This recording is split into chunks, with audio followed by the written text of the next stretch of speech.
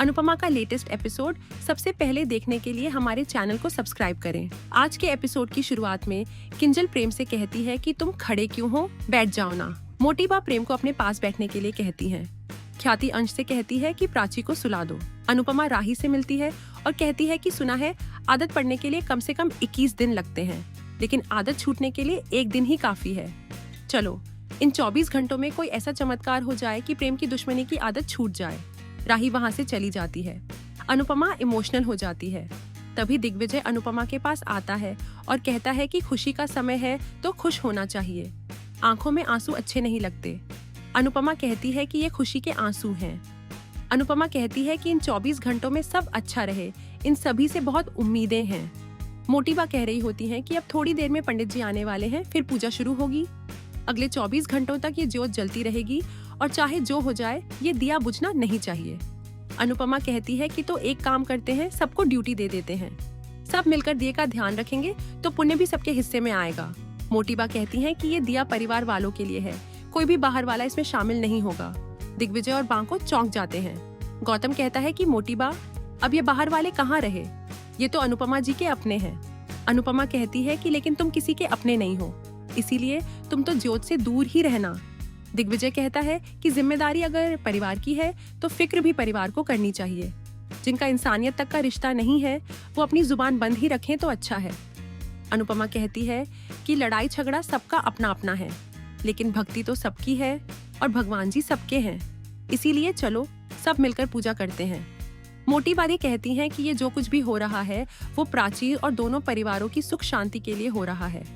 लेकिन एक बात हम पहले ही बता देते हैं, अगले 24 घंटों में जो कुछ भी होगा वो 24 घंटे के बाद खत्म हो जाएगा। सब हैरान हो जाते हैं। उसके बाद प्रेम को बहुत सारी तस्वीरें नजर आती हैं। प्रेम उन तस्वीरों के पास जाता है और उन्हें उतारकर नीचे रख देता है। सब हैरान रह जाते हैं। उसके बाद पूजा शुरू होती है। पंडित जी कहते हैं कि दोनों परिवारों में से एक एक सदस्य आकर दिया जलाए। राही और अनुपमा दिया जलाती हैं।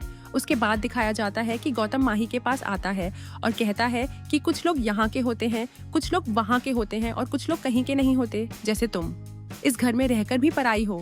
माही ये सुनकर चौंक जाती है। गौतम आगे कहता है कि एक बात अच्छी हुई, तुम्हें ये समझ आ गया है कि ये लोग तुम्हें कभी अपना नहीं बनाएंगे। शायद तभी तुम इस कंपटीशन में प्रेम और राही का साथ दे रही हो। तुम कहीं की नहीं हो, लेकिन तुम किसी एक की हो सकती हो। गौतम कहता है कि माही क्या हम फिर से एक साथ नहीं हो सकते। दूसरी तरफ अनुपमा की नजर माही और गौतम पर पड़ती है। गौतम माही से कह रहा होता है कि जिंदगी में कोई ऐसा रास्ता नहीं होता जहाँ से मुड़कर वापस आना पड़े। आज तुम्हारे पास कुछ भी नहीं है, लेकिन मेरे पास लौटकर आओगी तो सब कुछ मिलेगा। हमें प्राची नहीं मिल सकती है। तुम्हारे पास बेटी, परिवार, घर, पति सब कुछ होगा। माही यहाँ तुम्हारा कोई अपना नहीं है, तुम्हारी अनु माँ भी नहीं। माही सोच में पड़ जाती है। तभी दिग्विजय की नजर भी गौतम और माही पर पड़ती है। माही गौतम से कहती है कि मैं सिर्फ एक चीज चाहती हूँ कि अपना मुंह बंद रखो। माही कहती है कि मैं बेवकूफ हो सकती हूँ, लेकिन इतनी भी नहीं कि दोबारा तुम्हारी बातों में आ जाऊं। मैं जानती हूँ कि ये सब तुम प्राची को पाने के लिए कर रहे हो। हाँ, मैं अनु माँ से बहुत नाराज हूँ, लेकिन मैं अभी भी चाहती हूँ कि प्राची को अंश और प्रेरणा के साथ ही मिले। गौतम हैरान हो जाता है और वहां से चला जाता है। अनुपमा सोच रही होती है कि पता नहीं गौतम माही को कौन सी पट्टी पढ़ा रहा था। अनुपमा दिग्विजय को इशारा करती है कि वो माही के पास जाए। दिग्विजय माही के पास जाता है और पूछता है कि गौतम ने कुछ कहा क्या। माही कहती है कि कुछ नहीं और वहां से चली जाती है।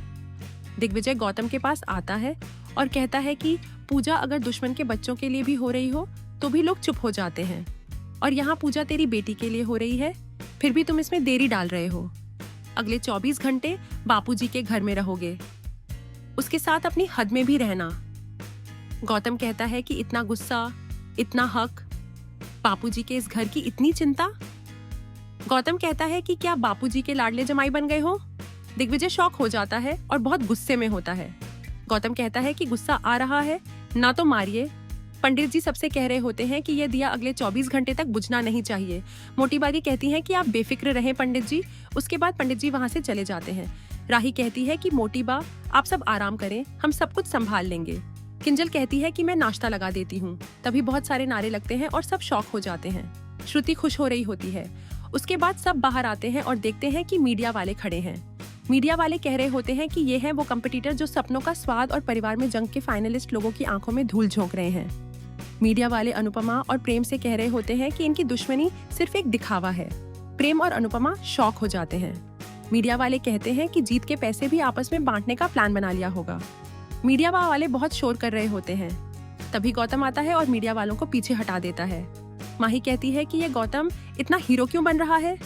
गौतम कहता है कि आपको पहले से पता है कि ये एक ही परिवार के लोग हैं।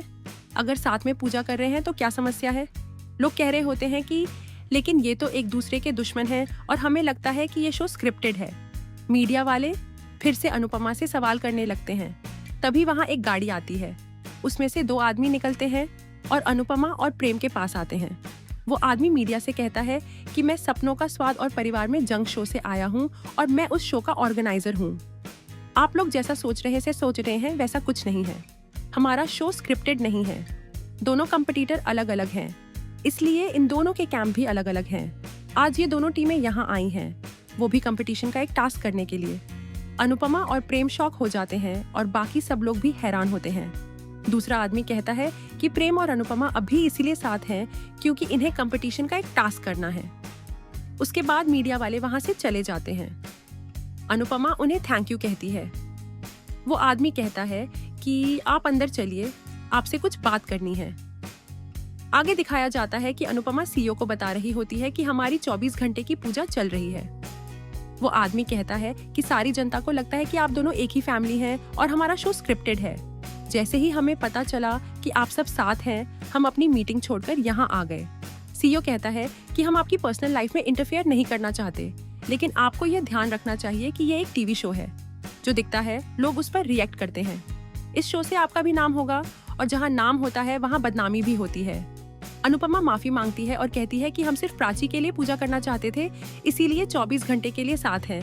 मोटी बातें कहती हैं कि हम लोग यहाँ छुट्टी पर नहीं आए हैं, यहाँ पूजा हो रही है। अनुपमा कहती है कि जैसे ही पूजा खत्म होगी हम सब अपने अपने घर चले जाएंगे। सीईओ कहता है कि अनुपमा जी, आपने शो के रूल्स तोड़े हैं। हम आप पर कोई जुर्माना नहीं लगा रहे, वरना आप दोनों को अभी शो से निकाल दिया जा सकता था। प्रेम और अनुपमा शॉक हो जाते हैं। वो आदमी कहता है कि अगर आज आपकी पूजा थी तो हमें बता देते, हम कोई रास्ता निकाल लेते, लेकिन आपने ऐसी हालत में हमें मजबूर कर दिया है। अनुपमा कहती है कि ठीक है सर, आप बताइए हमें क्या करना होगा। वो आदमी कहता है कि हम यहाँ कैमरे लगा रहे हैं। दोनों टीमें जैसे टास्क करती आई हैं वैसे ही करेंगी। यहाँ जजेस नहीं होंगे, लेकिन कैमरे आप सभी की हर बात रिकॉर्ड करेंगे, वो भी पूरे 24 घंटे तक। उसके बाद वो लोग टास्क बताते हैं कि एक टीम ऑर्डर देगी और दूसरी टीम उसका ऑर्डर मानेगी।